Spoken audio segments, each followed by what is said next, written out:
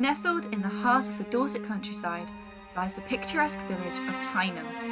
On the 19th of November 1943, the residents of Tyneham would receive an unexpected letter that would change their lives forever. It was Charlie Beauchamp, the postmaster at Creech Village, who would deliver the news in the form of a sack of official-looking envelopes. The official-looking envelopes contained a notice to evacuate the village by the 19th of December 1943. The Tyneham Valley was being requisitioned by the army in preparation for the D-Day landings. In the space of 33 days, the villagers would have to pack up their belongings and leave the homes that had been theirs for centuries. Oh, devastated, because it was people's homes that have been there for donkey's years. And history was there. Well, our history is there because, my grandparents are buried in the churchyard. The villagers left Tyneham with the hope that one day they would get to return.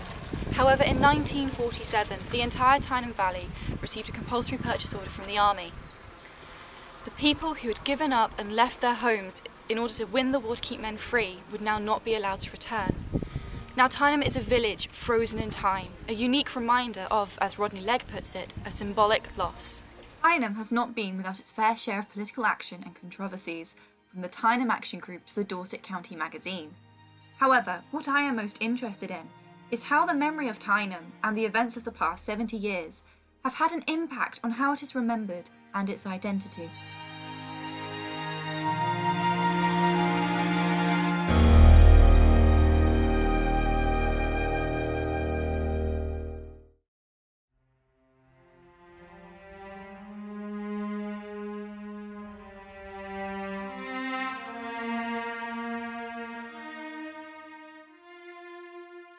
Tyneham has a substantial history, even before the events of the 20th century.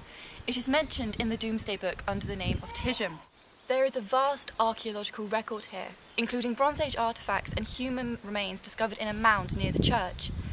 The area surrounding Tyneham would have been mostly used for arable farming. Corn would have been grown, with pigs, sheep and cattle all grazing on the nearby landscape. By the time Tyneham had reached the 20th century, little would have changed in that respect. During the First World War, the War Office began to look for a suitable site to train tank battalions before they departed for France. The perfect location was found in Dorset. In 1916, land was requisitioned on the coast near Lulworth Cove.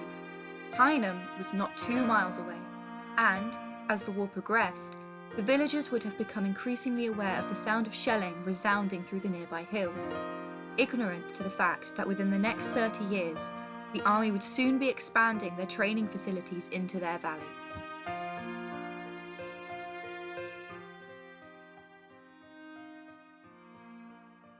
By the time that Tyneham had entered the Second World War, the villagers were aware of the existence of a tank firing range nearby. However, they had rarely come into contact with anyone from the military themselves. On the 19th of November 1943, 2 years before the end of the war, the residents of Tyneham all received a letter from Major-General C.H. from Army Southern Command, informing them that they had to evacuate their homes in order for the army to extend its training facilities even further.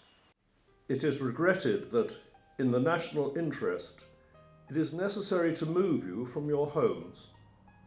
The date on which the military will take over this area is the 19th of December next, and all civilians must be out of the area by that date.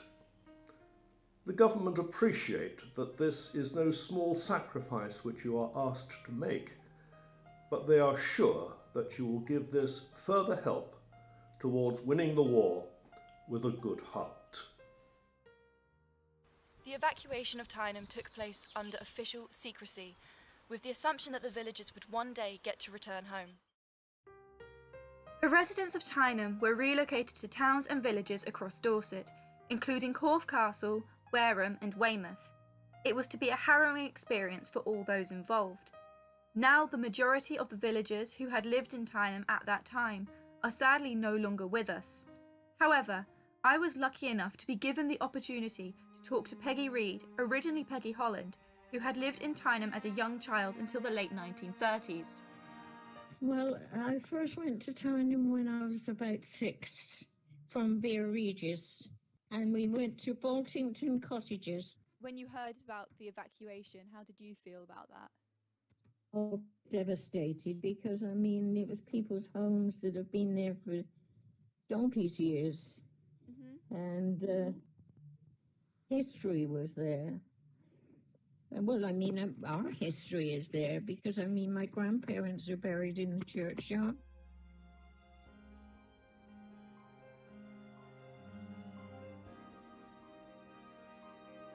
I have come to Tyneham Theatre to see Mark White, the Tyneham archivist and the grandson of Peggy, to see if he can shed some light on Tyneham in the later parts of the 20th century, in particular, about whether the identity of the village has been lost since its requisition in the Second World War. So why is Tyneham so controversial even over 70 years after the evacuation? That I can't really answer. I'm not too sure. For me, it's not that controversial personally. I think it stems back from Churchill's broken promise, the promise to be able to return after the Second World War. Obviously no one knew the Iron Curtain was going to close and the land would still be required, but I think it stems from the campaigns back in the 1960s, 70s, the fight for Tyneham, with John Gould and Rodney Legg, and it was really that had they not done that, I don't think Tyneham would have been brought to the forefront, and I don't think it would have been as controversial. So I think it's mainly down to the fight for Tyneham that such a controversy arose.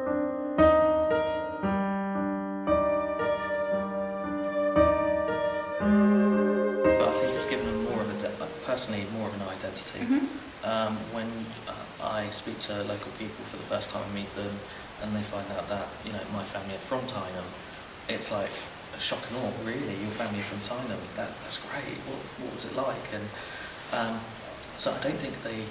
Some may argue that they lost their identity. Me personally, and my side of the family, we think we gained an identity. You gained an identity. Do you think there is a loss of sort of memory and identity in Tyneham itself? Yes, to a degree. Now that the older generation are dying off, the ones that were living here, there's only a handful of villagers left. They are taking their memories with them, and it's a shame we need to capture those memories more.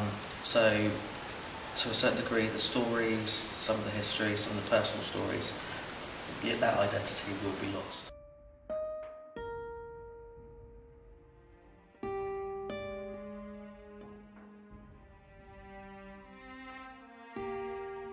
It is a sad thing to consider the idea that Tyneham could be losing part of its identity due to the loss of the personal stories. However, I can't help but wonder if Tyneham has taken on a new identity as the years have gone by. I was given the chance to talk to Ministry of Defence archaeologist Guy Solkeld.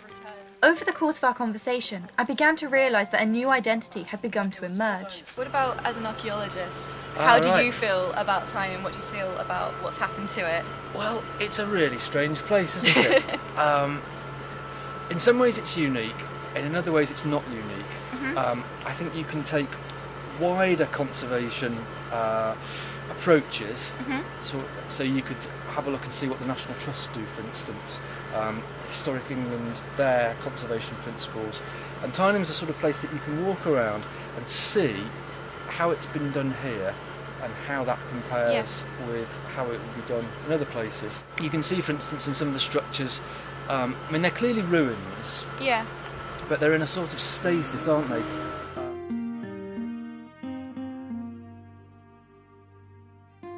From an archaeological point of view, I think Tyneham is really fascinating, actually. It's still in living memory, although that's beginning to fade. And from the point of view of 1943, that's still quite modern for archaeology in a lot of areas. Modern. Yeah, I mean, although places like Historic England, for instance, are increasingly looking at Cold War structures and designating those as being worthy of national significance. But there's a point where social history turns into archaeology, and you have to start thinking about archaeological approaches to how you would replace materials, for instance, and carry out maintenance and that sort of thing, and stabilise decay. And that seems to have happened at Tyneham. So that's a fascinating one, really. So there's that side of the archaeology of what was left from 1943. That's one thing in itself. But the report here indicates that there's lots of other archaeology pre-1943 and older than the 19th century, older than most of these buildings anyway, in fact all of these buildings. And what also is interesting about Tyneham is that because it was taken out of normal use in 1943, if you like, subsequently all those things that have happened over the years to the English countryside and towns and villages hasn't happened here. So there hasn't been development. The agricultural changes that came about after the Second World War with deeper ploughing and all that kind of thing, they haven't happened in the landscape either. So what you've basically got is a preserved medieval landscape potentially. You can look at LiDAR, for instance, and see the landforms. So the potential for undisturbed archaeology, Tynham's past, if you like, and its deep past, is really strong. So by killing off its future, if you like, the MOD have preserved its deep past.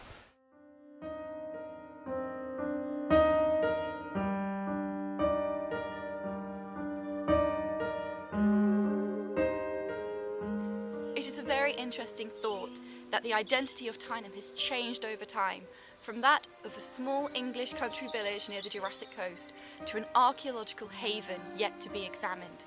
It has become a destination for visitors wishing to see what life was like before the changes that the Second World War had brought about. Because what will they do with it if they give it back? It'll be turned into a circus. People are going to look at it and viewing it, and they'll be building shops there and all that, and they will take away all its character. The evacuation of Tyneham village in 1943 and the subsequent compulsory purchase order removed Tyneham of the identity of being a small, picturesque, bustling village in the heart of the Dorset countryside. The requisition of Tyneham prevented the village from becoming, as Peggy said, a circus, and has prevented archaeology from being disturbed through the agricultural changes of the later part of the 20th century. Tyneham has gained a new identity, one that will continue to change and develop as the years go by.